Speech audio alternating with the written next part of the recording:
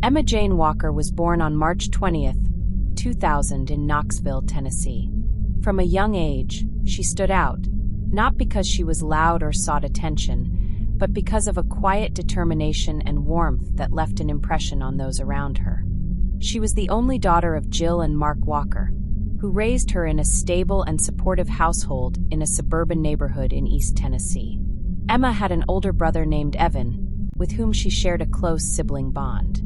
Her parents later described her childhood as happy, full of friends, sports, and goals for the future. Emma attended Central High School in Knoxville, where she was well-liked by classmates and teachers alike. She maintained good grades and participated in multiple extracurricular activities. Her greatest passion, however, was cheerleading. Emma was a proud member of the Central High School cheer team, where she quickly became known not just for her skill and discipline, but also for her supportive nature toward her teammates. She cheered at football games, pep rallies, and competitions. Emma's athleticism was matched by her academic performance, and she had plans to pursue a career in the medical field. Specifically, she wanted to become a neonatal nurse, a goal she spoke about frequently with family and close friends. Emma's social life reflected her personality. She had a tight-knit group of friends, most of whom she had known since middle school. She was known for being loyal, positive, and caring. Her friendships were based on trust, and she was often the person others turned to when they needed advice or comfort. According to those who knew her best, Emma was someone who stood up for others and believed in doing the right thing. She was known to be responsible and mature for her age, rarely getting into trouble and avoiding the drama that often surrounds high school relationships. It was during her freshman year that Emma met William Riley Gaul, a senior at the time who played wide receiver for the Central High School football team. Riley, as he was commonly known, was already well known among students and teachers. He had a reputation as a charismatic and talented athlete. To many, he appeared confident and outgoing. Riley had plans to attend college after graduation and eventually joined the football program at Maryville College, located not far from Knoxville. Emma and Riley's relationship began in early 2014. At first, it seemed like a typical high school romance. Riley showed Emma attention, complimented her often, and appeared to be very interested in her life.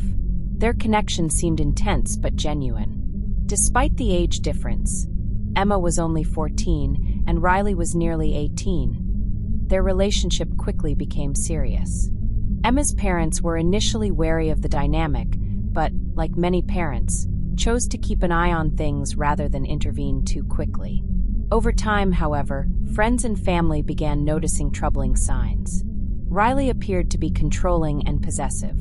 Emma, once bubbly and carefree, became more reserved. There were occasions when she canceled plans with friends last minute, especially if Riley expressed disapproval. Friends noticed she often checked her phone nervously, seemed anxious about how Riley might react to certain things, and occasionally confided that he would get angry when she didn't respond immediately. Emma's parents also grew concerned. They noticed mood swings in their daughter, and although Emma never disclosed any incidents of violence or explicit threats, there were instances that raised red flags. At one point, Riley had sent Emma alarming messages suggesting self-harm if she ever left him. On another occasion, he showed up uninvited at her family's home late at night. Her parents attempted to address the concerns directly with Emma, who sometimes defended Riley and downplayed the seriousness of the behavior, a common reaction in teenagers navigating emotionally complex relationships. Riley, meanwhile, had begun attending Maryville College after graduating from Central. His behavior there also started drawing attention. Though he continued playing football, his focus and attendance waned. He often drove back to Knoxville on weekends and sometimes even during the week, sometimes showing up unannounced to see Emma. When asked about their relationship, Riley gave mixed answers, sometimes claiming they were still together, other times saying they had broken up but remained close. As time passed, the on-again, off-again nature of their relationship began to wear on Emma. She attempted to move on several times, expressing to friends and her parents that she felt confused and trapped. At one point, she blocked Riley on social media and changed her phone number, hoping for a fresh start. Despite her efforts, Riley continued trying to contact her. Through mutual friends, by creating fake online profiles, and even by leaving notes in her belongings at school. The situation began to escalate in ways that deeply concerned those around Emma. In the months leading up to November 2016, Emma appeared to be regaining some of her independence. She reconnected with friends she had drifted away from and seemed more confident and optimistic. She was excelling in school, preparing for cheerleading competitions, and talking seriously about her plans for college. But even as she tried to distance herself from Riley, he remained a constant presence, appearing at her cheerleading events and attempting to reinsert himself into her daily life. The situation was tense, and Emma confided in close friends that she was worried. In the weeks before her death, she told at least 2 friends that she believed Riley might be following her. One particularly strange incident occurred the weekend before her death. Emma received a series of anonymous text messages from an unknown number. The messages were written as if from a kidnapper, warning that she was in danger and needed to leave her home. At first, Emma believed it was a prank. However, the messages became more alarming, and she eventually became so frightened that she asked her parents if she could sleep in their room that night. Shortly after, Riley appeared outside her house, claiming he had come to protect her from whoever was sending the texts. Emma and her family were disturbed by the coincidence, and the incident was reported to the police, though no formal investigation was launched at the time. On the morning of November 21, 2016, Emma did not wake up. Her mother discovered her unresponsive in her bedroom and immediately called 911. First responders arrived quickly, but were unable to revive her. It was initially unclear how she had died. There were no obvious signs of trauma. It wasn't until medical personnel conducted a more thorough examination that a small bullet wound was found behind her left ear. A second bullet hole was later discovered in her pillowcase. The shots had been fired from outside the house, through her bedroom wall. News of Emma's death spread rapidly through the Central High School community. Her classmates were shocked, and grief counselors were brought in to help students process the sudden loss. Cheerleading teammates created memorials, and vigils were held across the city. Emma's parents were left devastated and confused. She had been at home in bed, and they had not heard anything during the night that suggested a break-in or violent disturbance. Investigators quickly focused their attention on Riley Gaul. He had a known history with the victim, and his behavior in the days following Emma's death raised suspicions. Riley posted tributes to Emma on social media, calling her the love of my life, and even attended her funeral, reportedly sobbing at her casket. However, detectives noted inconsistencies in his story and began examining his whereabouts and communications in the hours before Emma's death. Soon after, a break in the case came when Riley's college roommate and a friend contacted authorities. The 2 young men reported that Riley had asked them to help him dispose of a firearm he had recently acquired. They cooperated with law enforcement, and a sting operation was set up. Riley was recorded attempting to throw a gun and other incriminating items into the Tennessee River. Ballistics tests later confirmed that the weapon matched the bullets recovered from Emma's room. Riley Gaul was arrested and charged with first-degree murder, among other counts. He pleaded not guilty, and the case was set for trial. The events leading to Emma Walker's death shocked not only her immediate community, but the nation at large. Her story became a high-profile example of how emotional abuse and control in teenage relationships can escalate into something far more dangerous and irreversible. This chapter sets the foundation for the broader story that will unfold over the next 11 chapters. Delving into the investigation, the trial, the psychological background of the suspect, and the legacy Emma Walker left behind.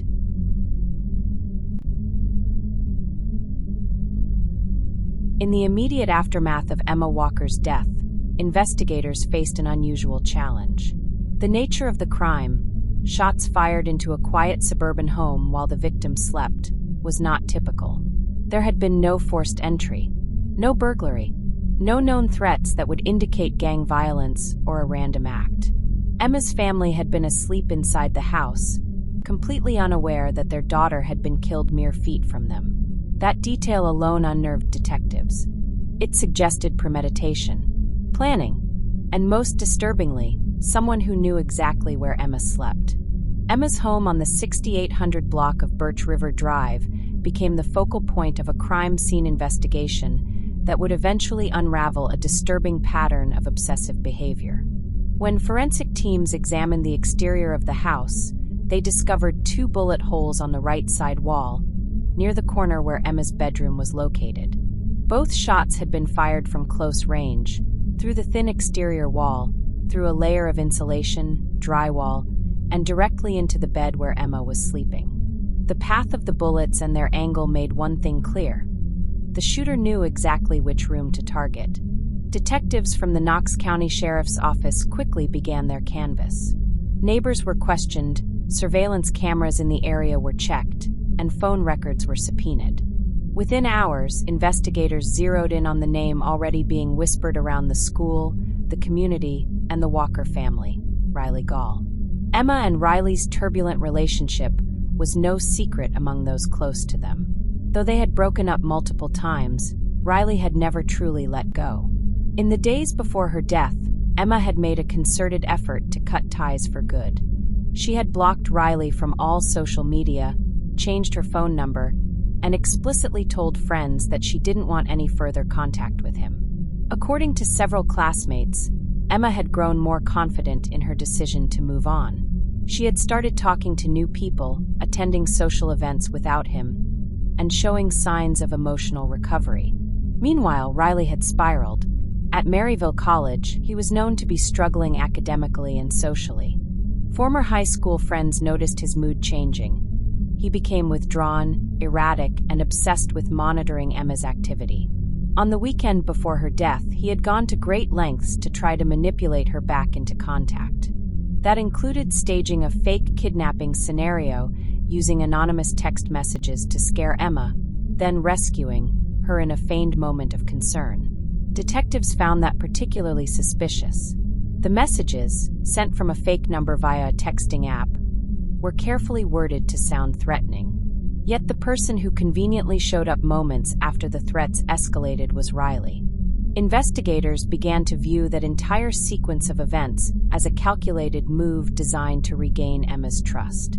When that failed, they theorized Riley may have made the ultimate and irreversible choice. Authorities brought Riley in for questioning on November 22, 2016, just one day after Emma's death. At first, Riley was cooperative. He expressed sorrow over Emma's passing and told detectives that he had loved her. He claimed he had no knowledge of the shooting and denied being anywhere near her home on the night of the murder. But his story lacked consistency. GPS records and cell tower data placed Riley's phone near Emma's neighborhood during the time of the shooting. That information, combined with his strange behavior and prior harassment, deepened police suspicion. Further progress came when Riley's friend, Alex McCarty, came forward. McCarty told police that Riley had acted erratically in the hours after Emma's death. He confided to Alex that he had stolen his grandfather's gun, a 9mm handgun, days earlier. That detail was crucial. Police had not publicly released the caliber of the weapon used to kill Emma, meaning Riley's admission provided inside knowledge. McCarty also revealed that Riley had asked him and another friend, Noah Walton, to help him dispose of the gun. Riley claimed he was afraid of being set up, though he offered no clear explanation of who would do so or why. Detectives devised a plan. With the cooperation of McCarty and Walton, they staged a meeting with Riley. The friends were wired with recording devices and told to follow Riley's instructions as he attempted to dispose of the evidence. The group drove to a bridge near the Tennessee River, where Riley pulled out a plastic bag containing a gun, gloves, and black clothing. He intended to throw the items into the water. The moment Riley discarded the bag, officers moved in. He was arrested on the spot. The bag was retrieved and processed. Inside, detectives found the stolen 9mm handgun, which was later matched through ballistics testing to the bullets that killed Emma. The gloves and clothing were also examined for DNA and fibers. The forensic evidence, combined with Riley's recorded statements and actions, gave prosecutors a powerful case. On November 30, 2016, Riley Gaul was officially charged with first-degree murder, felony murder, stalking, reckless endangerment, theft, and tampering with evidence. He pleaded not guilty and was held without bond. The news of his arrest was met with a complicated mix of relief and devastation in the Knoxville community.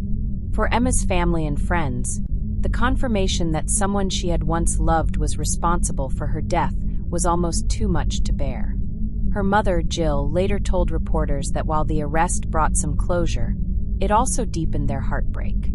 "It's hard to comprehend," she said, "that someone who claimed to care for her could do something so violent."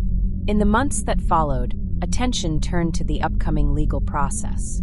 Prosecutors from the Knox County District Attorney's Office began preparing for trial, and defense attorneys mounted their strategy.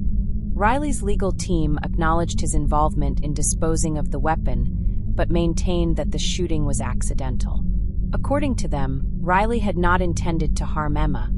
He had wanted only to scare her, to get her attention.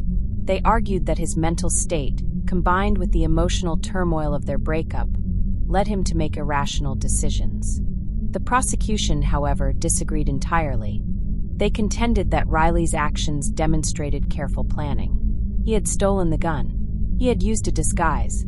He had driven to her home under cover of darkness and fired 2 calculated shots through the wall of her bedroom. And after realizing what he had done, he had gone to extreme lengths to cover his tracks. In the eyes of the state, this was not a spontaneous act. It was murder with intent. Meanwhile, Emma's parents were navigating their grief while also dealing with the logistics of legal proceedings, media attention, and community outreach. They began working with local organizations to promote awareness around emotional abuse and the signs of controlling behavior in teenage relationships. Their goal was to prevent other families from experiencing the same kind of loss. At school, Emma's classmates honored her memory by wearing her favorite color, green, and dedicating parts of the cheerleading season to her. A memorial bench was installed near the football field, and students organized fundraisers in her name. The trial was scheduled to begin in spring 2018. Over the course of the pretrial period, both sides filed numerous motions, including those related to the admissibility of digital evidence, the scope of forensic testimony, and whether Riley's prior behavior, including the fake kidnapping incident, could be introduced. One of the key pretrial questions was whether the court would allow the recorded sting operation as part of the evidence. The defense argued that Riley had been coerced, while the prosecution maintained that it showed clear consciousness of guilt. Public interest in the case remained high. Local and national news outlets covered every development. Riley's courtroom appearances were broadcast on television, and many wondered what the defense strategy would be once the trial began. Would they continue to argue for accidental discharge? Would they attempt to portray Riley as mentally unwell or emotionally unstable? And how would a jury respond to a narrative involving teen romance, manipulation, and ultimately fatal violence? Emma's story became part of a larger conversation about intimate partner violence among adolescents. Advocates pointed out that emotional abuse is often minimized in teenage relationships, seen as drama or normal jealousy, when in fact it can escalate dangerously. The case also highlighted the gaps in support systems for teens trying to end controlling relationships. In Emma's case, even when she tried to cut contact, Riley found ways to re-enter her life, sometimes through digital means and sometimes in person. Community education programs began popping up in Knoxville and surrounding areas. Schools incorporated training on recognizing signs of abuse and how to seek help. Emma's name was mentioned in these efforts, not as a symbol of tragedy, but as a reminder of what can happen when warning signs are overlooked or minimized. In April 2018, the trial officially began at the Knox County Criminal Court. Jury selection took several days, with attorneys on both sides scrutinizing potential jurors for biases or preconceived notions. The trial was expected to last at least 2 weeks, with testimony from more than 30 witnesses, including forensic experts, law enforcement officers, classmates, and both of Riley's cooperating friends. The opening statements were stark. Prosecutors told the jury that Riley Gaul had killed Emma Walker in cold blood, motivated by rejection and a desire to regain control. The defense painted a different picture, that of a heartbroken young man who made terrible decisions in the grip of emotional distress, but who never intended to kill. As the first witnesses took the stand, the courtroom remained quiet, respectful, and tense. Emma's parents sat in the front row each day, listening closely. Riley sat with his attorneys, dressed in a suit and tie, showing little visible emotion. Reporters filled the remaining seats, notebooks in hand, cameras banned but rolling outside the courthouse.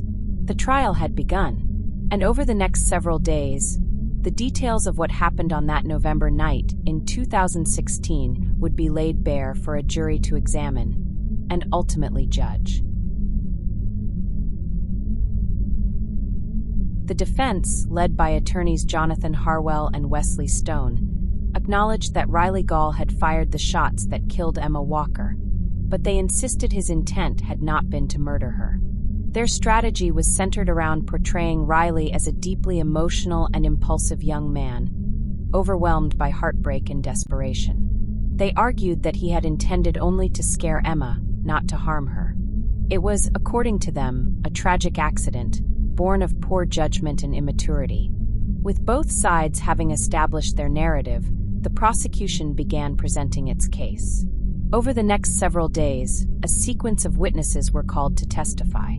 The first group consisted of law enforcement officials involved in the investigation. Detectives detailed the timeline from the discovery of Emma's body to the forensic analysis of the crime scene.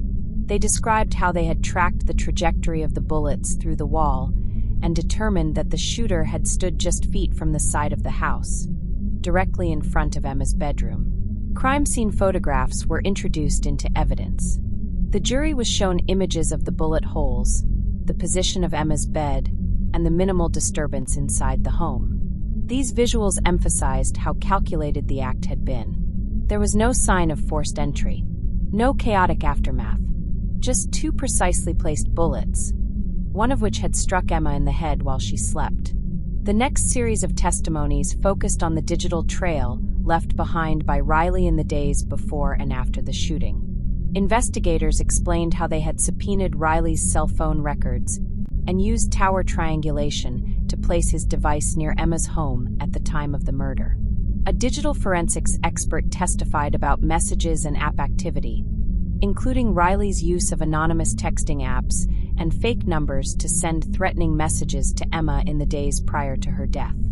These texts, which had frightened Emma enough to sleep in her parents' room, were read aloud in court. Jurors listened as the prosecution outlined how Riley had staged the entire event, posing as a kidnapper and then rescuing her from the imaginary threat. It was manipulation, the prosecution argued, designed to create dependence, fear, and ultimately regain control. Then came one of the most pivotal moments in the trial: the testimony of Alex McCarty and Noah Walton, Riley's close friends who had cooperated with law enforcement. Their accounts were critical to the prosecution's case.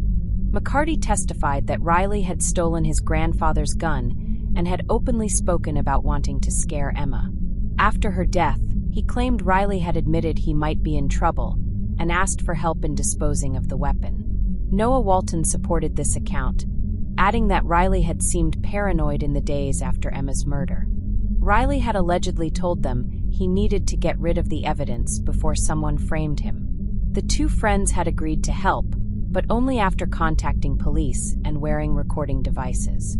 Jurors heard audio clips of Riley describing the weapon, discussing his concerns, and ultimately throwing the items off a bridge into the river. The audio was damning. It revealed not only Riley's knowledge of the crime, but his efforts to cover it up.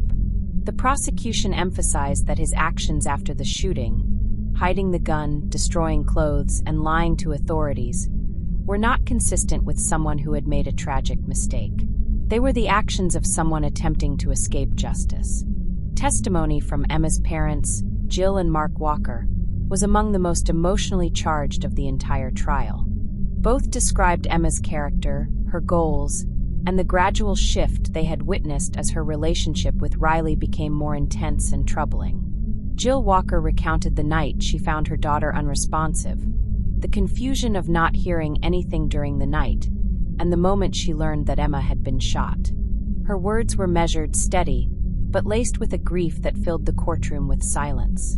Friends and classmates of Emma also took the stand.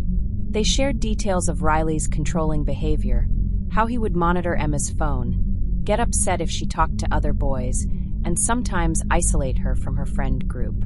Some recalled how Emma had tried to break things off several times, only to be pulled back in by guilt, threats, or manipulation.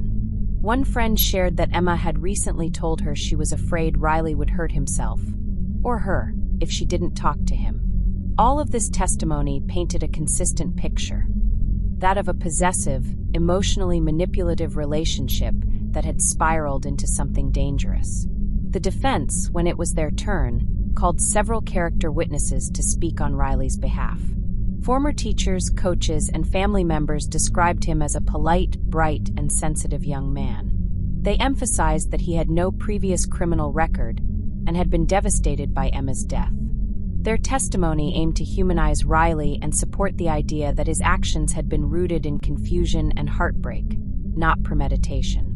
Riley's attorneys also brought in a psychologist who had evaluated him after his arrest.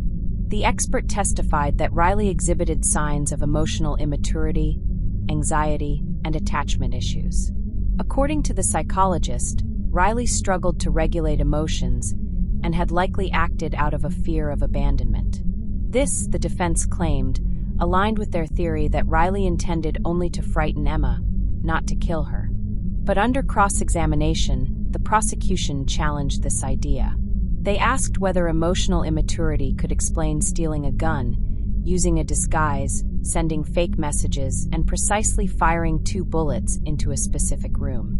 The psychologist admitted that while impulsivity could play a role, the pattern of actions did suggest planning and intention. As the trial progressed into its second week, the courtroom remained full. The prosecution rested its case with a clear narrative. Riley Gaul had murdered Emma Walker because he could not accept her independence. He had manipulated her, stalked her, and when he could no longer control her, he made a calculated decision to end her life. The defense closed by reiterating that the tragedy was real but lacked intent. Riley's legal team argued that he was not a monster, but a misguided teenager who had made a catastrophic mistake. They urged the jury to consider the difference between a deliberate act of murder and a reckless attempt to get attention. On the final day of testimony, Riley Gaul made the decision not to take the stand in his own defense. It was a calculated move, likely made to avoid the risk of cross-examination. The jury would instead have to weigh his recorded words and the accounts of others to determine guilt. As closing arguments began, the prosecution presented a detailed timeline of Riley's actions. The stolen gun, the fake texts, the late-night drive to Emma's house, the shots fired through her wall, and the disposal of evidence. Each step, they argued, was deliberate. Each showed consciousness of guilt. The defense asked the jury to consider Riley's age, mental state, and lack of a criminal record. They argued that the prosecution had failed to prove intent beyond a reasonable doubt. They conceded that Riley was responsible, but asked for a lesser charge, reckless homicide instead of premeditated murder. The courtroom was quiet as the jury was given their final instructions and sent to deliberate. Emma's family held hands, waiting for the verdict. Reporters gathered outside the courthouse, cameras ready, anticipating a decision that would reverberate far beyond Knox County. The jury in the case of State of Tennessee versus William Riley Gaul began deliberating on the morning of April 20th, 2018. After nearly 2 weeks of intense testimony, more than 30 witnesses, hundreds of pieces of evidence, and hours of legal arguments, The weight of the case now rested in the hands of 12 jurors. They had been instructed to focus on one key question. Did Riley Gaul intend to kill Emma Walker when he fired those shots through her bedroom wall? The charges the jury had to consider included first-degree premeditated murder, felony murder, aggravated stalking, theft, tampering with evidence, and reckless endangerment. If convicted of first-degree murder, Riley would face a mandatory sentence of life in prison. Deliberations began mid-morning and extended into the late afternoon. According to court personnel, the jurors took their time, reviewing key pieces of evidence, including the testimony of Riley's friends, the forensics surrounding the gun and the crime scene, and the recorded sting operation in which Riley was heard planning to dispose of the murder weapon. Inside the courthouse, the atmosphere was tense. Emma's family waited quietly in a private room, joined by close friends and a victim advocate. Riley's family, seated in another area, maintained a subdued presence. Neither side made public comments as they waited. Outside, local reporters camped near the courthouse steps, broadcasting updates and interviewing community members about the trial's broader impact on conversations around teen violence and emotional abuse. At approximately 6:30 p.m., the jury announced they had reached a verdict. Word spread quickly. People began returning to the courtroom, and security was increased in anticipation of a large public presence. Emma's parents, Mark and Jill Walker, entered the room holding hands. Riley Gaul was brought in by deputies, dressed in a navy blue suit, his expression unreadable. As the jury filed in and took their seats, the courtroom fell silent. The clerk stood and read the verdict aloud: guilty of first-degree murder, guilty of stalking, guilty of theft, guilty of tampering with evidence, guilty of reckless endangerment. Gasps could be heard from the gallery, followed by quiet sobs from both families. Emma's parents embraced, tears running down their faces. Riley Gaul stood motionless, staring straight ahead as the weight of the verdict sank in. His legal team quietly conferred with him, but he showed no outward emotion. Following the announcement of the verdict, Judge Bob McGee addressed the courtroom, praising the jury for their service. A sentencing hearing was set to begin shortly after the verdict was delivered, as Tennessee law allows for an immediate sentencing phase in certain criminal trials involving life imprisonment without parole eligibility. The prosecution requested that Riley Gaul be sentenced to life in prison with the possibility of parole after 51 years, the minimum mandated by Tennessee state law for a first-degree murder conviction at the time. The defense argued for leniency in how additional sentences might be served, particularly concerning the lesser charges. During sentencing, Emma's parents gave emotional victim impact statements. Jill Walker addressed the court directly, speaking softly but with unshakable conviction. She described her daughter as the light of our lives, and the kind of person every parent hopes their child will grow up to be. She spoke of Emma's dreams of becoming a neonatal nurse, her love for animals, her close bond with her family, and the void her death had left behind. Jill also expressed frustration, not just with Riley, but with the warning signs that were missed and the inability to protect her daughter from someone so close. Mark Walker followed with a quieter, but equally powerful statement. He described the helplessness he felt the morning he found his daughter unresponsive and the devastation that had followed. "I could not save her," he said. And no parent should have to say that. Emma's older brother, Evan, chose not to speak in court, but submitted a written statement read aloud by a family advocate. In it, he talked about the pain of losing a sibling and how he had watched his parents suffer in the months following Emma's death. "We don't just miss her," the letter said. "We are incomplete without her." The defense did not call any witnesses during the sentencing hearing, but Riley Gaul did make a brief statement to the court. In a restrained tone, he expressed remorse and apologized to the Walker family, stating, "I never meant to hurt her. I loved Emma. I wish I could take it back." The statement was met with stoic silence from Emma's family, who later said they did not view it as genuine accountability. Judge McGee sentenced Riley Gaul to life in prison, with the possibility of parole after 51 years. Additional time was added for the other convictions, stalking, theft, and tampering with evidence, but those sentences would run concurrently. Riley was escorted out of the courtroom in shackles, no longer a college student with a future, but an inmate convicted of murdering the girl he claimed to love.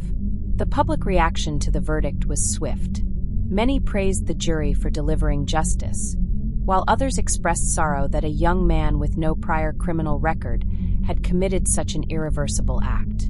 The case reignited discussions across Tennessee and beyond about emotional abuse in teenage relationships, especially when the abuse is not physical and therefore harder to identify or intervene in. Local news stations aired extended segments on the case, reviewing the timeline, the red flags, and the legal proceedings. National media also picked up the story, framing it as a tragic example of teen relationship violence gone unnoticed and unchecked. Parents, educators, and advocates began asking tougher questions about how to talk to teens about healthy boundaries, how to teach emotional regulation, and how to better identify when controlling behavior crosses into danger. At Central High School, students held a vigil following the sentencing. Green ribbons were worn in Emma's memory, and teachers used the moment to open discussions about personal safety and healthy dating habits. Emma's cheerleading squad retired her uniform number and planted a tree in her memory on school grounds. In the months following the trial, the Walkers began speaking more publicly about their daughter's legacy. They did interviews with media outlets, participated in school panels, and worked with local nonprofits to develop educational programs aimed at preventing teen dating violence. "If sharing Emma's story helps save even one life," Jill Walker said during a televised interview, "then she will continue making a difference." They also worked with the YWCA of Knoxville and the Tennessee Valley to develop materials specifically for teens and parents. The campaign, which featured school presentations, workshops, and support resources, was designed not to dwell on Emma's death, but to empower others to recognize when a relationship becomes dangerous. The case became a point of reference in law enforcement and legal communities as well. Detectives who worked the case spoke at conferences and training sessions for officers and school resource teams.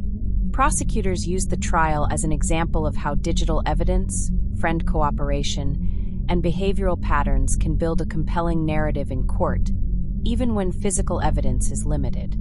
While Riley Gaul filed an appeal in 2020, arguing that the evidence against him should not have supported a first-degree murder conviction, the Tennessee Court of Criminal Appeals upheld the verdict. The judges ruled that the jury had been within its rights to interpret the evidence as supporting premeditation, especially given Riley's actions before and after the shooting. The life sentence stood. The Walker family chose not to attend the appeal hearing. By that time, they had channeled their energy toward advocacy and healing. Emma's room remained untouched for many months, and her presence was still felt strongly in the home, but they had begun the difficult process of moving forward, carrying her memory with them as a mission rather than a weight.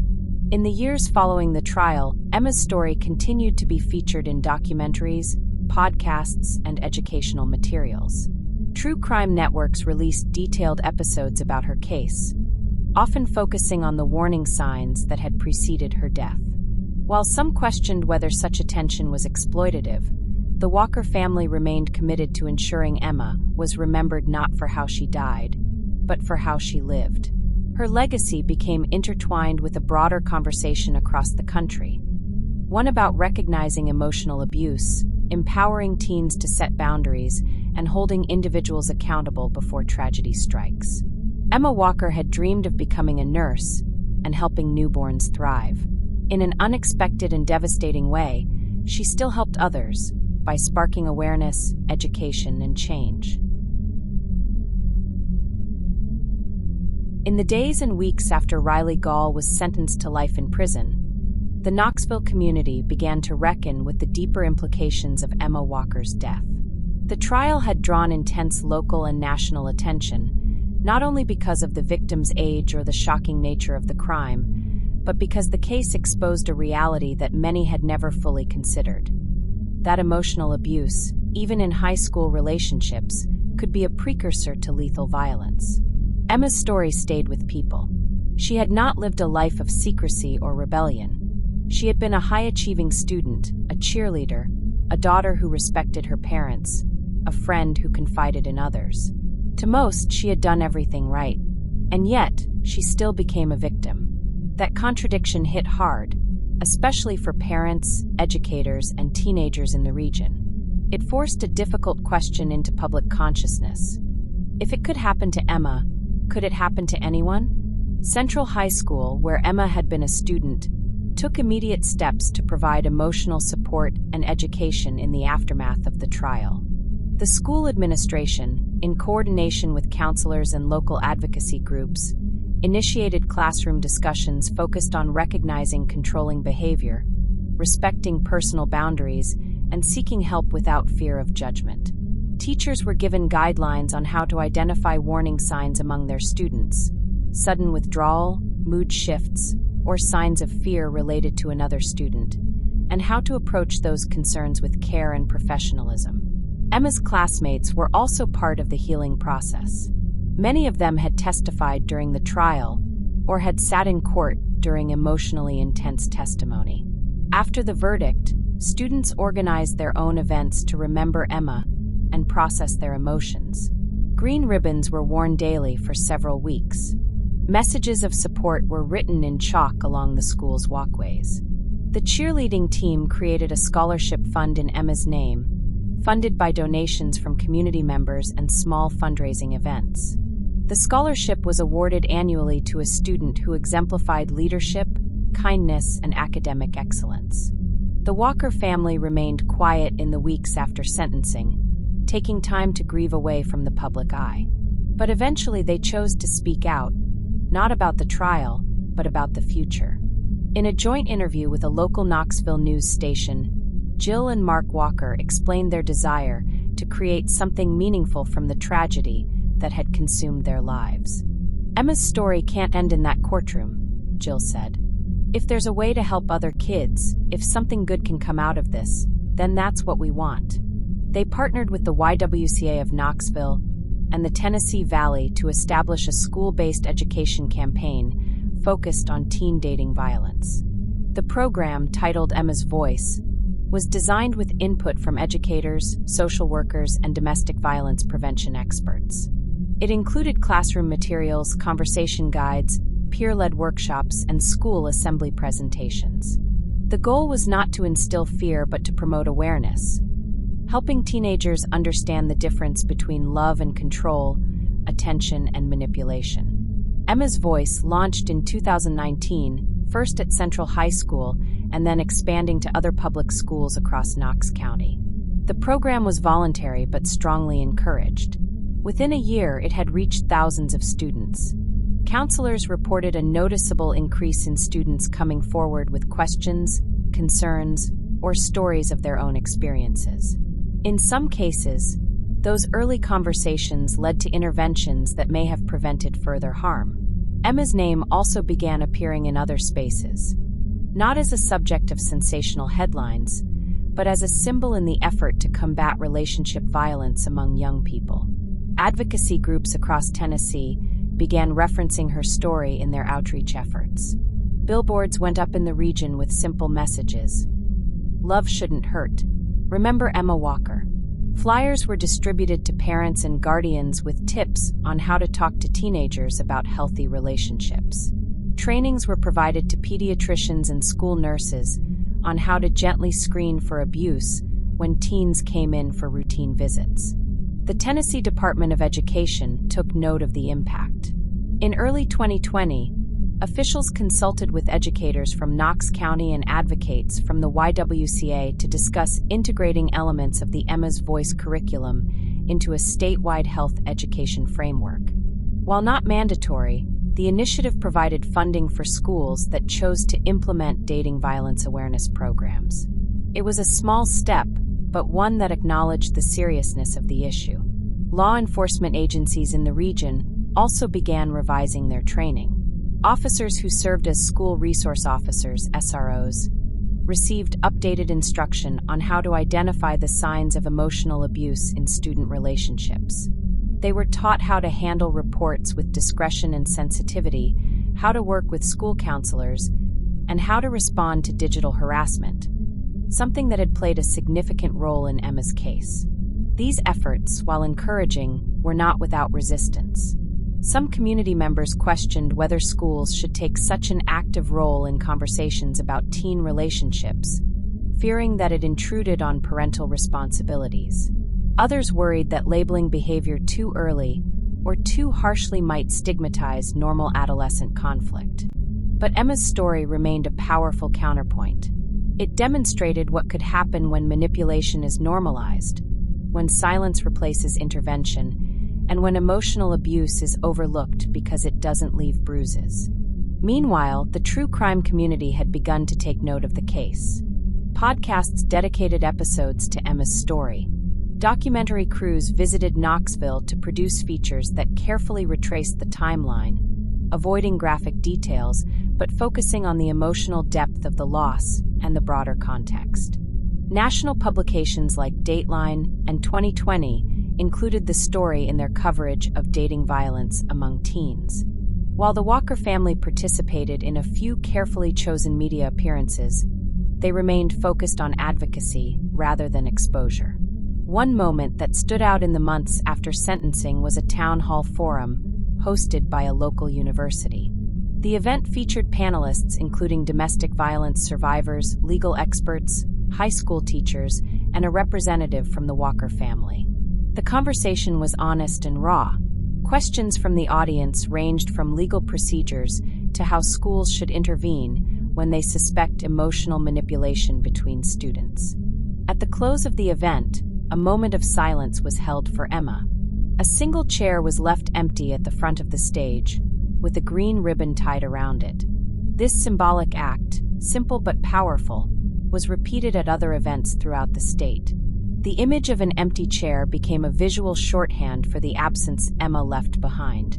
At cheerleading competitions, at school assemblies, at awareness fundraisers, that chair was a reminder not just of tragedy, but of the urgent need for vigilance and education. The Walker family's journey through grief remained private in many respects, but their advocacy work revealed a steady transformation. They had moved from mourning in silence to creating space for dialogue.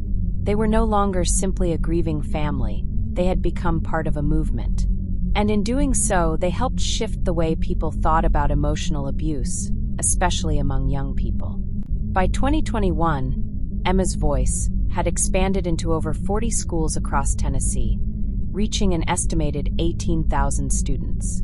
Several school districts in neighboring states expressed interest in adapting the program for their own students. A version tailored to middle school audiences was also in development, aiming to start conversations even earlier about boundaries, respect, and recognizing warning signs. The conversation had begun to reach churches, athletic programs, and youth organizations as well. Coaches attended training sessions on how to identify abusive behavior among players. Youth ministers were given resources for talking about emotional health and relationship dynamics. A ripple effect was underway, born from tragedy, but moving toward change. Despite all of this, the pain of loss never disappeared. Emma Walker was still gone. Her parents still woke up every day without their daughter. Her bedroom, once full of laughter and late-night conversations, remained a quiet memorial. Her friends still marked her birthday with social media tributes and visits to her gravesite. Grief remained a constant presence, but it had also become a catalyst. Through education, legislation, and quiet conversations between teenagers and adults, Emma's legacy continued to grow. Her story remained a warning, but also a call to act. In the investigation and prosecution of Riley Gaul, one of the most significant threads that emerged was not physical evidence in the traditional sense, but digital behavior, text messages, social media activity, anonymous communication apps, and metadata. The digital footprints left behind in the weeks and months leading up to Emma Walker's death revealed a pattern of escalating manipulation, obsession, and control. They also helped provide a timeline and motive that supported a charge of premeditated murder. Emma Walker, like most teenagers in 2016, was active on several social media platforms. She regularly posted on Instagram and Snapchat, shared updates with friends, and used messaging apps to stay in contact with people throughout the day. Riley Gaul was no different.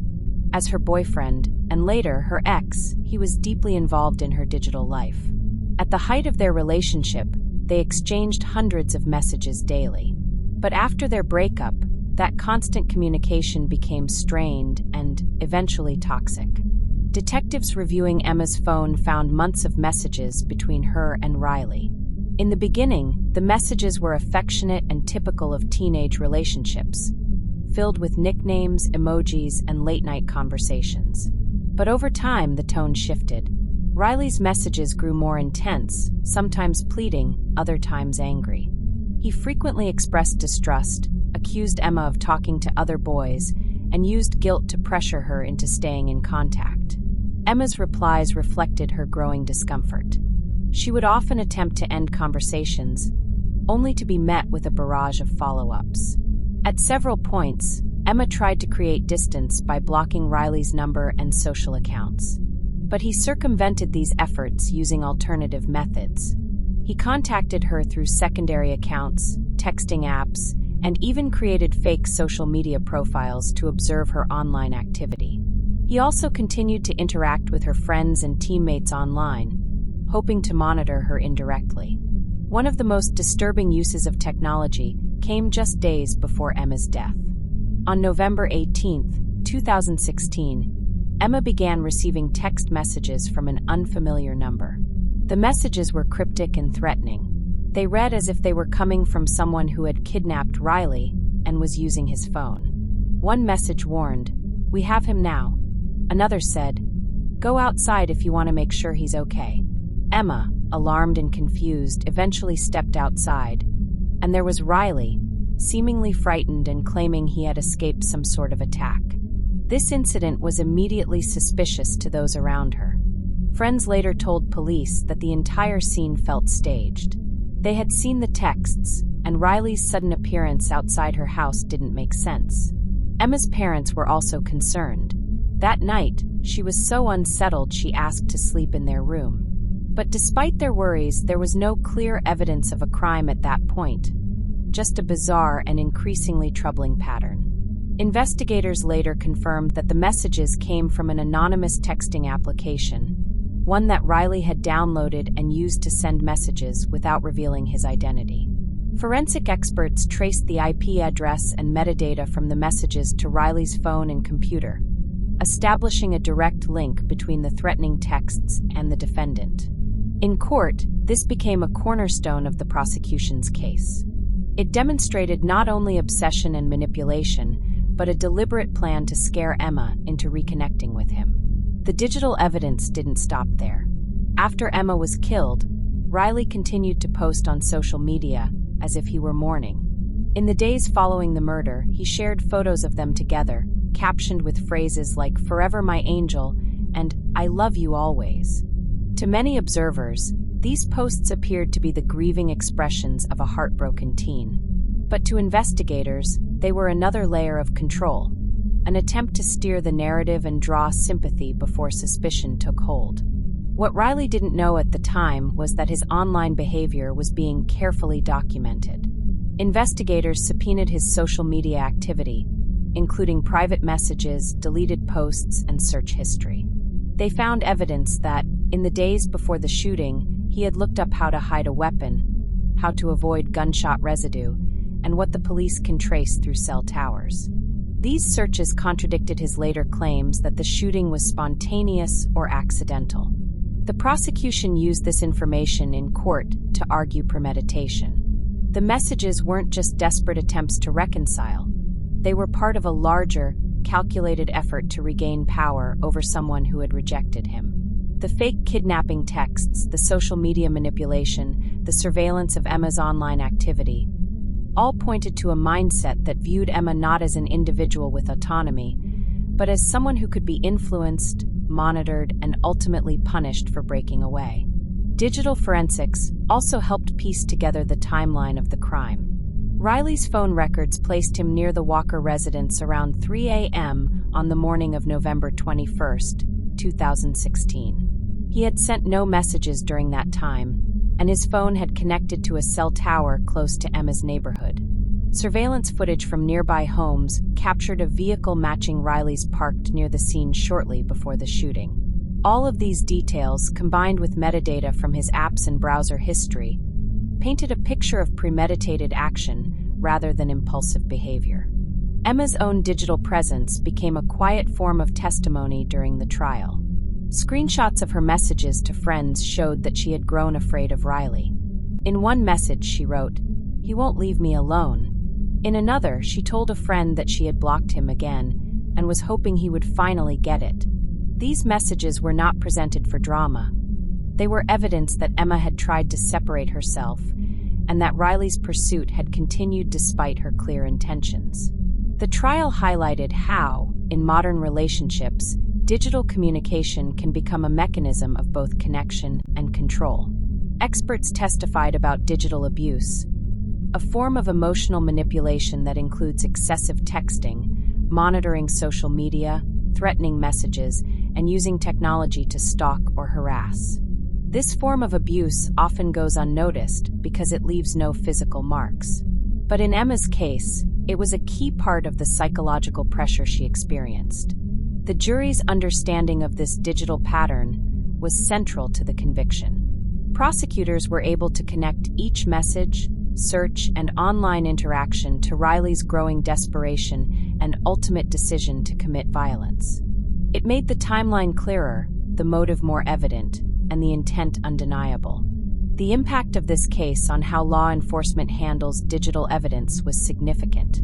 Investigators involved in Emma's case later spoke at training conferences about the importance of preserving online communication, understanding app usage, and following digital trails in crimes involving young people.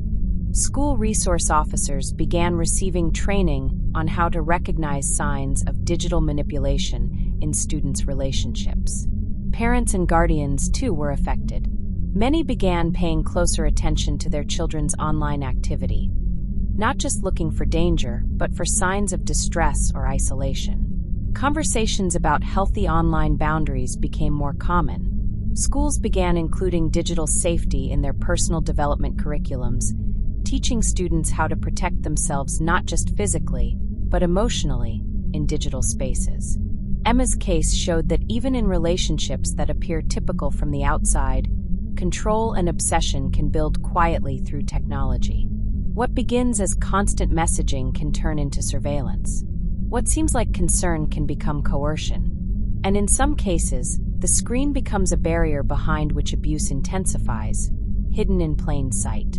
Emma never got to tell her side of the story in court. But her digital voice, her messages, her blocks, her attempts to push back, spoke clearly. They showed a young woman trying to reclaim her space, assert her boundaries, and move forward with her life. And they showed the lengths someone was willing to go to try to stop her.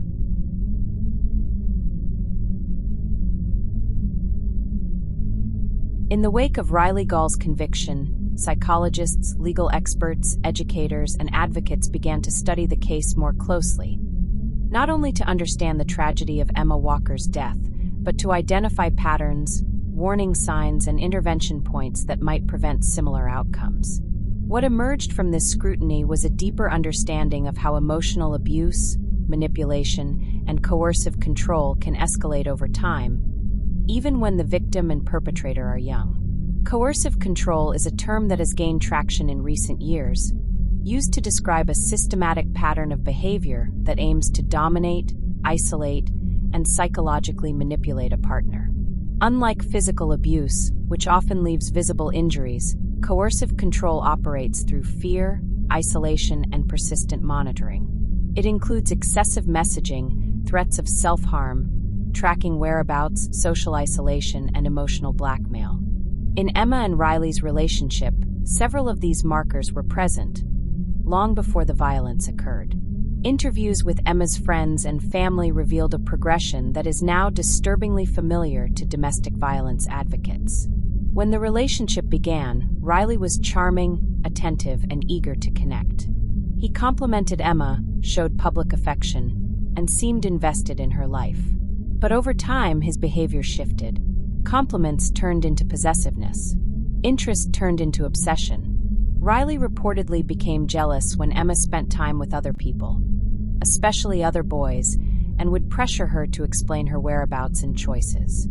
Emma's friends described how she began to withdraw socially.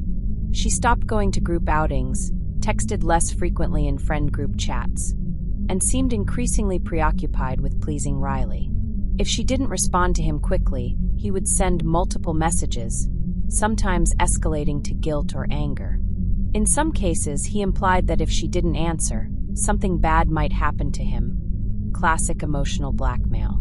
This behavior wasn't recognized by everyone at the time. Many viewed it as dramatic or intense, but not necessarily abusive. That lack of recognition is part of the challenge when addressing relationship abuse among teenagers.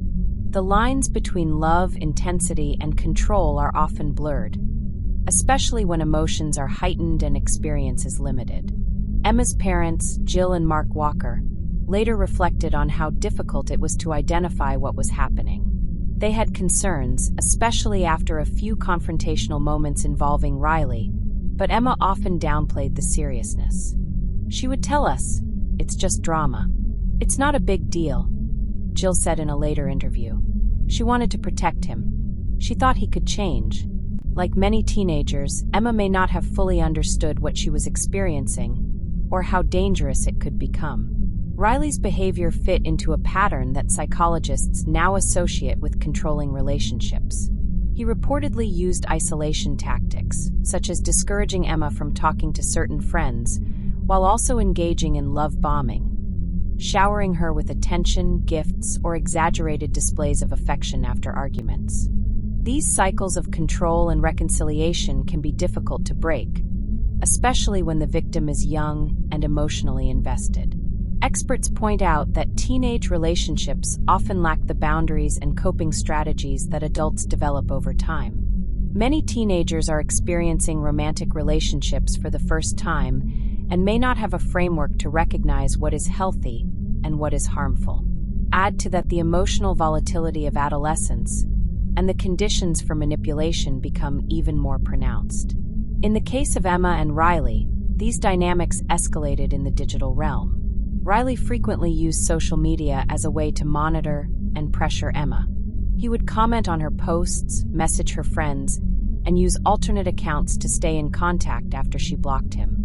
This persistence, under the guise of love or heartbreak, was a form of stalking, but it wasn't always treated that way in real time. Professionals who reviewed the case noted that the system failed to intervene during multiple warning signs.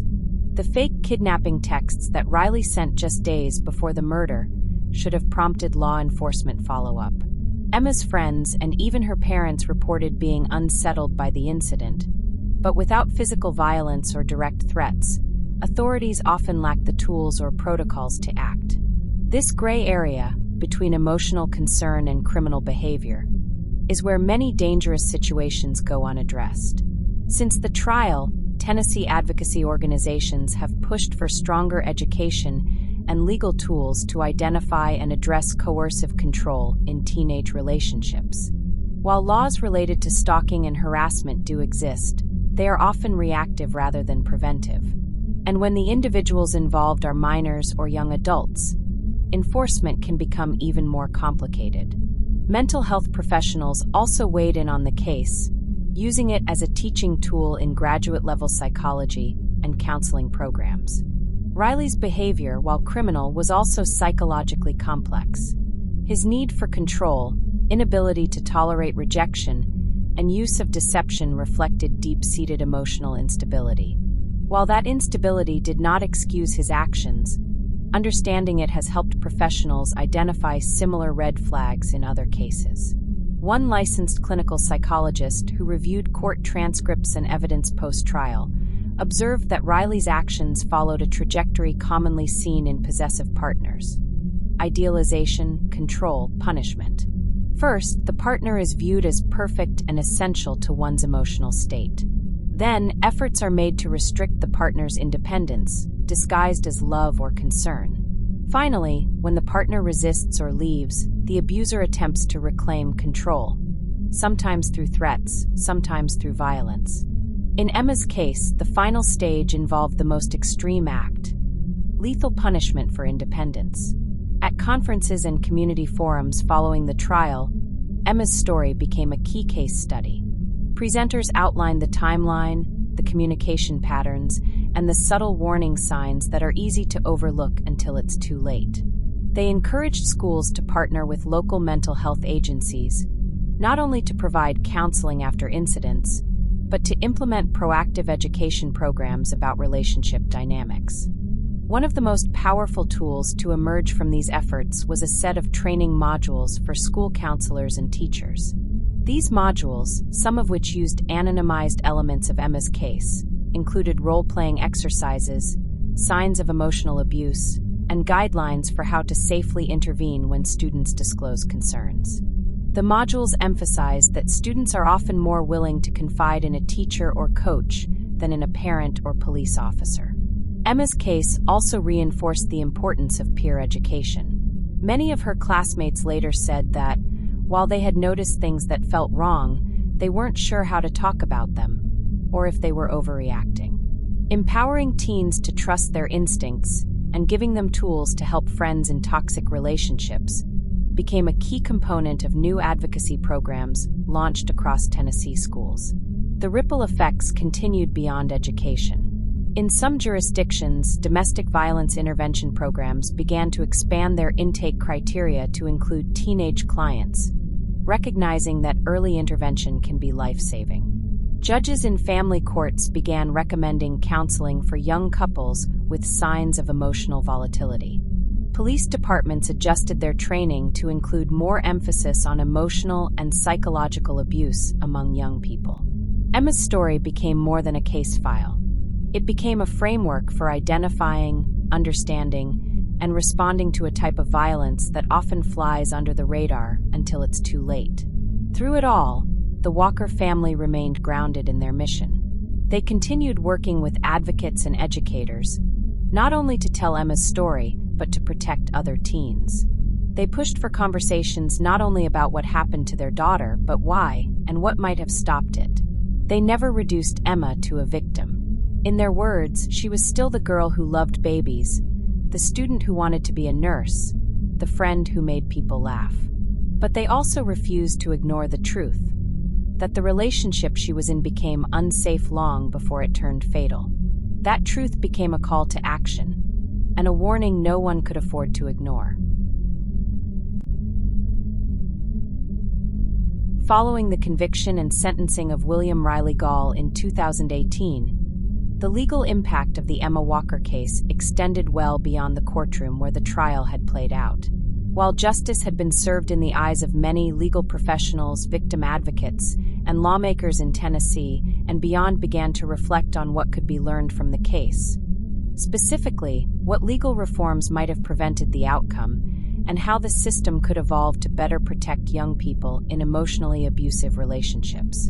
One of the first areas that came under scrutiny was the legal framework surrounding stalking and harassment, especially when involving teenage individuals who were in or had recently exited a romantic relationship. At the time of Emma's death, Tennessee had laws in place addressing stalking, harassment, and orders of protection, but much of the language was geared toward adult relationships and did not account for the nuances of adolescent behavior or the digital tools used to carry out manipulation and control. Riley Gaul's actions, his repeated use of anonymous texting applications, surveillance of Emma's social media, and efforts to reinsert himself into her life after being blocked, fit within what professionals would call stalking behavior. But legally, they hovered in a gray area. Emma had not filed for a restraining order. She had not contacted law enforcement to formally report the threats or unusual behaviors. In fact, like many teenagers, she had chosen to manage the situation privately, attempting to cut off contact through blocking and social boundaries. That reality raised difficult questions. Should the law require victims, especially minors, to make formal reports before intervention is possible? Should the burden be on teenagers to understand legal thresholds and act accordingly, even as they navigate their first relationships and learn emotional boundaries in real time? Lawmakers in Tennessee began exploring these questions in 2019, meeting with educators, prosecutors, and domestic violence advocates to assess whether the state's protective laws were equipped to handle cases like Emma's. The consensus was clear. While laws existed, they did not reflect the digital and emotional dimensions of modern teen relationships. Among the proposed changes was an initiative to expand the legal definition of stalking to more explicitly include behaviors commonly observed in young people. Digital harassment, repeated contact through alternate accounts, and emotional manipulation involving threats of self-harm or retaliation after a breakup. These behaviors were often dismissed as immature or dramatic, but Emma's case showed that they could be serious precursors to violence.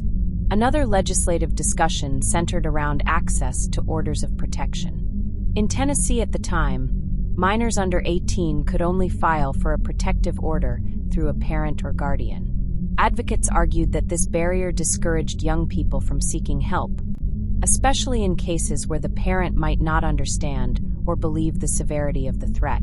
A proposed amendment to the law suggested allowing school counselors, social workers, or court-appointed advocates to initiate the process on a minor's behalf when necessary. The conversation also turned to school involvement. Should schools have mandatory reporting requirements when staff members observe signs of emotional abuse or coercive control? Should educators receive legal training on how to document patterns that could support a future protective action?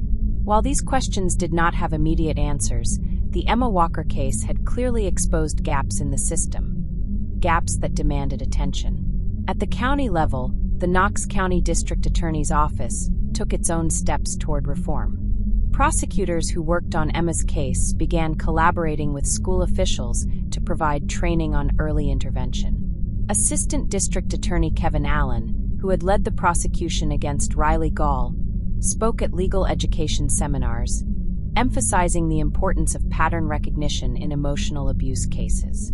He urged law enforcement and school officials to treat repeated emotional manipulation as a potential threat, not simply a phase or teen drama. Legal experts also addressed the use of digital evidence in court. Emma's case had relied heavily on text messages, metadata, and social media activity to build a timeline and establish intent. The handling and interpretation of this evidence set an example for future cases, showing that online behavior could and should be treated as central to understanding interpersonal violence. This perspective was increasingly important as young people lived more of their lives in digital spaces. Forensic technology units in the state began expanding their training to help officers and attorneys more effectively preserve and present digital evidence. Instruction included how to subpoena cloud-based accounts, how to extract deleted messages, and how to explain the context of online interactions to juries that might not be familiar with teenage communication patterns. This was particularly relevant in cases where violence had not yet occurred, but patterns of harassment were forming. The Tennessee Bar Association also took note. In 2020, it hosted a legal summit where Emma's case was cited in discussions about stalking laws, the use of circumstantial evidence, and the need for multidisciplinary responses to threats involving minors. Legal panels included both attorneys and mental health professionals, acknowledging that these cases require collaboration across fields. Nationally, other states took interest. Advocacy groups in Georgia, North Carolina, and Kentucky contacted Tennessee organizations for guidance on implementing similar reforms. Emma's name began appearing in policy papers and legal training manuals. Her case had become a landmark, tragic but instructive. Back in Knoxville, the Walker family continued to advocate quietly but consistently. While they were not political activists, they met with lawmakers and spoke at community forums. They supported legislation that would improve education around teen dating violence and reduce the barriers that young people faced when seeking protection. They did not pursue punitive laws or push for harsher sentencing guidelines. Instead, their focus remained on prevention, education, and support for young people navigating relationships. One of the family's lasting contributions was the endorsement of a statewide awareness campaign launched in early 2021. Titled Recognize the Signs, the campaign included public service announcements, classroom posters, and training materials for law enforcement and educators. Emma's story was used as a centerpiece, not to sensationalize her death, but to illustrate how seemingly subtle warning signs can lead to devastating consequences. The campaign emphasized several key points. Emotional abuse is abuse. Repeated unwanted contact, even digitally, can be stalking. Threats of self-harm made to manipulate a partner are a red flag. Controlling behavior disguised as love is dangerous. Teenagers have the right to set boundaries and seek help. These messages were included in materials distributed to every public high school in Tennessee. Some schools integrated them into health classes, while others used them in student leadership or peer mentorship programs. The campaign also encouraged students to report concerns about themselves or friends to trusted adults and gave guidelines on how those adults could respond without panic or dismissal. On the judicial side, judges across the state received updated training on recognizing coercive control in juvenile and young adult cases. While not all judges adopted new interpretations, the training was a starting point for broader awareness.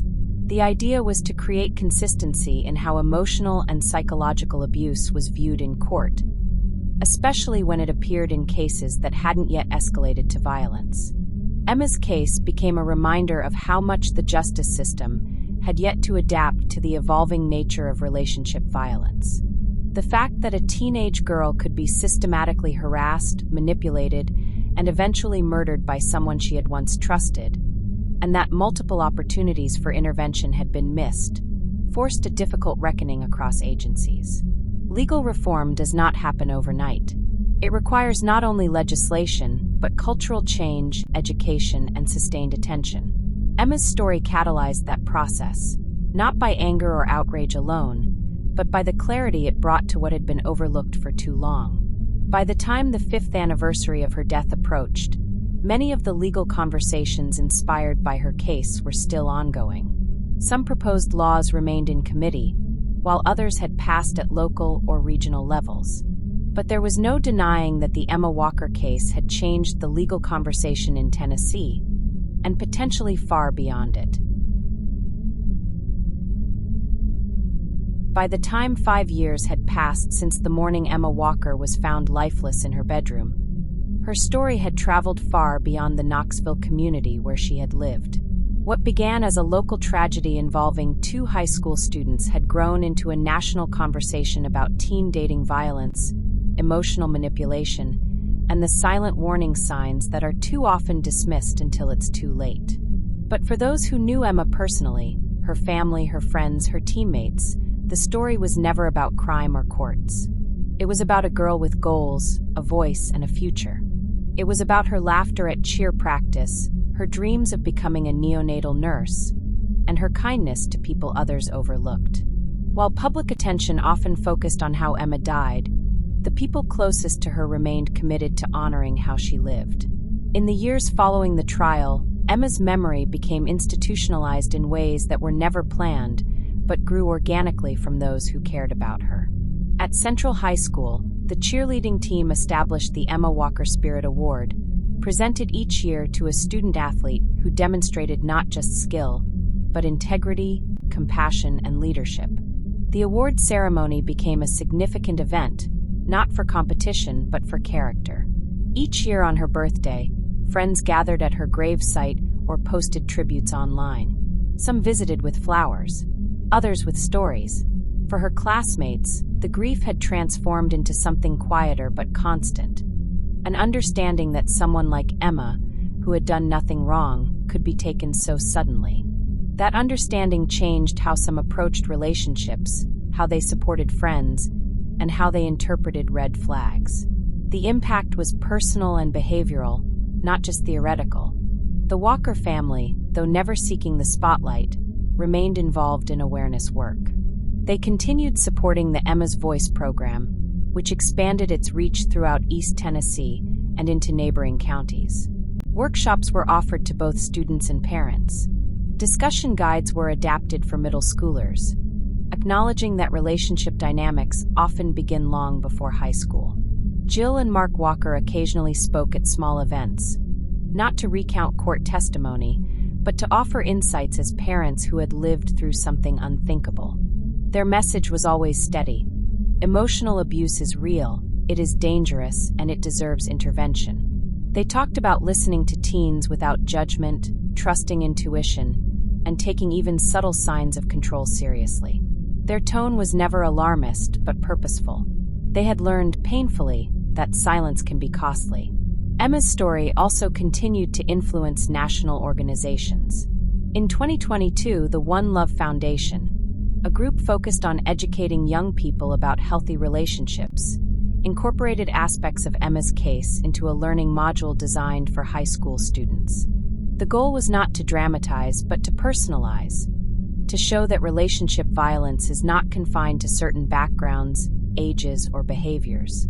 It can emerge anywhere, and stopping it starts with recognition. This educational effort emphasized a shift in how people talk about abusive dynamics. Instead of waiting for physical violence, programs now focus on early indicators: possessiveness, emotional volatility, digital harassment, isolation from friends. Emma's experience showed how these behaviors, when dismissed as jealousy or teen angst, can escalate under the radar. Universities, too, began to integrate relationship safety into orientation programs, particularly for incoming freshmen who, like Riley Gaul, were transitioning out of high school relationships into a new phase of life. Counselors were trained to watch for students who displayed obsessive tendencies or experienced breakups that left them unmoored. Campuses began acknowledging that emotional crises in young adults can become dangerous without proper support. But for all the structural change, the emotional legacy remained deeply personal. Emma's friends, many of whom had testified at trial, moved into adulthood carrying pieces of her with them. Some went into nursing, inspired by Emma's goal. Others became educators, counselors, or social workers, shaped in part by what they had lived through. They took what had hurt them and used it to guide their choices, their values, their relationships. Documentaries and podcasts continued to revisit the case in the years following Riley Gaul's conviction. Most were produced with the input or blessing of the Walker family, ensuring that Emma's voice and dignity were preserved. One documentary, aired on a national streaming platform in 2023, focused not on the crime, but on the transformation that followed. It highlighted interviews with former classmates, school officials, legal experts, and advocates, all of whom had been changed by Emma's story. The message was clear. Prevention is possible, but it requires more than awareness. It requires action, in classrooms, in homes, in friendships. It requires people willing to speak up, even when the danger is subtle. It requires understanding that love should never hurt, manipulate, or control. Despite the awareness generated, not all the outcomes were hopeful. Other cases of teen dating violence continued to emerge across the country, some eerily similar to Emma's. In each, advocates pointed back to Emma's case as a missed opportunity that must not be repeated. Her name became a benchmark. The story educators referenced, the warning parents used, the example that brought policy discussions into focus.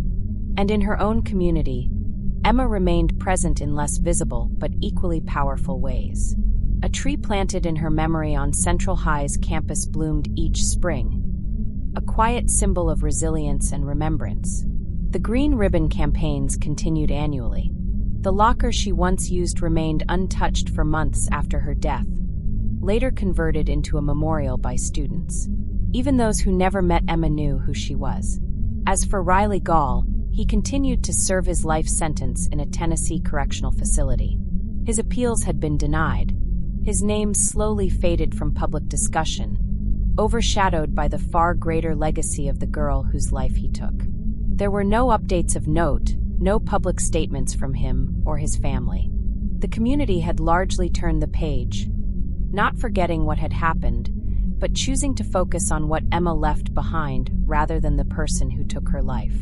Emma's legacy was not one of tragedy alone. It was one of transformation, personal, institutional, and cultural. Her story did not just end in a courtroom. It echoed in classrooms, in parent-child conversations, in counseling offices, and in the everyday choices of people who carried her with them. She became a symbol not of what was lost, but of what could still be protected. In the end, Emma Walker was more than a cheerleader, more than a student, more than a victim. She was someone who loved fiercely, lived with purpose, and left behind a legacy that continues to make a difference. And while her life was far too short, her voice, through others, speaks louder than ever.